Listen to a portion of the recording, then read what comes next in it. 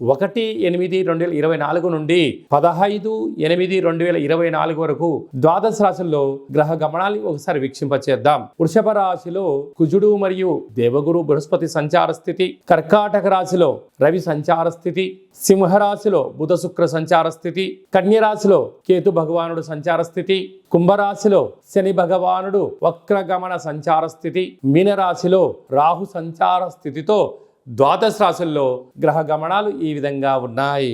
మిథున రాశి వారు ఈ ఆదివారం అమావాస్య పుష్యమి నక్షత్ర సందర్భంగా, కాళ అమావాస్య కాళాష్టమి సందర్భంగా ఎలాంటి విధి విధానాలు పాటించడం వలన జాతకంలో గ్రహయోగం కలిగి మీరు అపార కుబేర సంపన్నులు అవుతారో ఈ వీడియోలో తెలుసుకుందాం. మిథున రాశిలో ఏ నక్షత్రాలు వస్తాయి అనగా మృగశిర నక్షత్రంలోని 3వ పాదం, 4వ పాదం, ఆరుద్ర నక్షత్రంలోని 4 పాదాలు, పునర్వసు నక్షత్రంలోని 1, 2, 3 పాదంలో కలిపితే మిథున రాశి అవ్వడం జరుగుతుంటుంది. చాలామందికి పుట్టినటువంటి కాల సమయంలో డేటా బర్త్లు లేనటువంటి కారణం వలన పేరు యొక్క మొదటి అక్షరాన్ని అనుసరిస్తూ ఆ రాశిని తెలుసుకునే ప్రయత్నం చేద్దాం. కా, కీ, కు, ఖం, అజ్ఞ, ఛ, కే, కో, హ అక్షరాల వారందరూ కూడా మిథున రాశి జాతకులే. మిథున రాశి యొక్క అధిపతి బుధుడు. అలాగనే వీరికి ధనావాకు కుటుంబ స్థానంలో రవి సంచారం చేయడం వల్ల ఆ రవి భగవానుడు కర్కాటక రాశిలో జలరాశిలో ఉండడం వలన వీరికి పట్టిందల్లా బంగారం అవడం, గళగళ పారుతున్న గోదావరి నదిలాగా మీరు చేస్తున్న కష్టానికి శ్రమకు తగిన ఫలితము ధనం రాబోతుంది. కనుక దీపం ఉండగానే ఇల్లు చక్కబెట్టుకోవాలని పెద్దవాళ్ళు ఎలా చెప్తుంటారో సమయం, ధనం, ఆరోగ్యాన్ని కాపాడుకునే ప్రయత్నం చేయండి. అంతా విజయము మిథున రాశి వారి సొంతం అని చెప్పి గమనించాలి.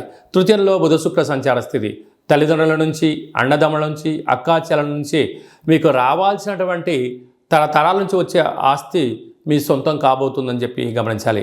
అర్ధాష్టమ కేతు, చిన్న చిన్న విషయాలకు ఆందోళన తగదు.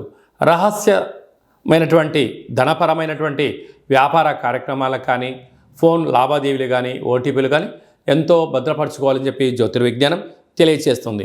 వ్యయంలో కుజుడు గురు సంచార స్థితి ఉండడం వలన, కుజదోష ప్రభావం కారణం వలన, అలాగనే మీ జన్మ నక్షత్రం రోజున అమావాస్య రోజున వాగ్వివాదాలకు దూరంగా ఉండండి. అదియే కాకుండా నదీ ప్రయాణాలకు దూరంగా ఉండండి. దూర ప్రయాణాలు చేయొద్దు. వీలైనంత వరకు మౌనం, ధ్యానం, ఆధ్యాత్మికత మంచిది.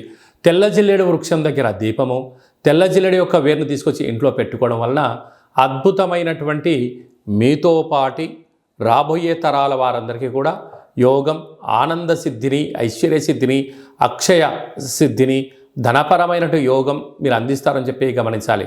కనుక రుణ సమస్యలకు, రోగ సమస్యలకు దూరంగా ఉంటూ, మౌనంగా ఉంటూ ధ్యానం, ధర్మం, పక్షులకు ఆహారం, కాకులకు ఆహారం, కుక్కలకు ఆహారాన్ని ఏర్పాటు చేయగలిగినట్లయితే కాళభైరవ స్వామికి స్మరణ, ధ్యానము, పూజ చేసుకోవడం వలన మిథున రాశి వారికి అదృష్టం, ఐశ్వర్యం వారి సొంతం కాబోతుంది.